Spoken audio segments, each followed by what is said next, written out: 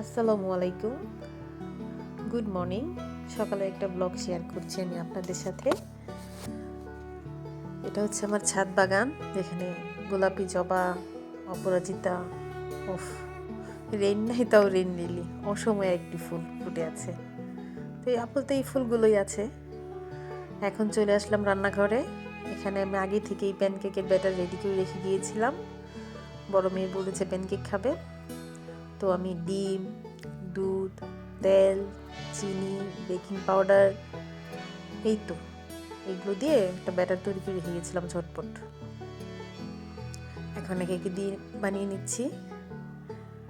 এমনিতে আরো ভালো কালার হয়, আজকে এগুলো অন ক্যামেরায় কেমন যেন আসছে।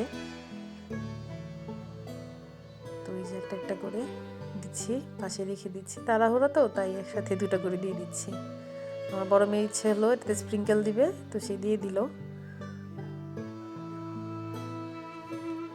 বড় মেয়ে ছোট মেয়ে দুজনই খুব পছন্দ করে এটা, ওদের অনেক ফেভারিট, আর ঝটপট হয়েও যায়, স্বাস্থ্যকর একটি নাস্তা।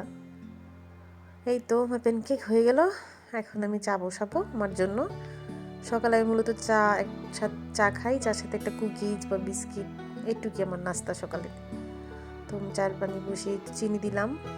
আমি আবার একদম আমার মার হাতে যেমন চা বানানো দেখেছি সেভাবেই বানাই। দুধ, চিনি, চা পাতা জাল দিয়ে দিয়ে দিয়ে, যতই আনহেলদি হোক এটা, কিন্তু এটা খেয়ে অভ্যস্ত হয়ে গেছি। তো গ্যাস একটু কম ছিল, তো বলক আসার জন্য আর কি, বয়েল হওয়ার জন্য আমি ঢেকে দিয়েছিলাম দুধটাকে পানিতে। আমি অবশ্য গুঁড়া দুধের চা খাই, আমার গুঁড়া দুধের চাই সবচেয়ে ভালো লাগে। এই তো চা হয়ে গেছে, ঢেলে নিচ্ছি আমি আমার সেই প্রিয় কাপ। এই তো আমার দুধ চা একদম ধোয়া ওঠা গরম গরম দুধ চা, সাথে হবে শুধু একটু বিস্কিট।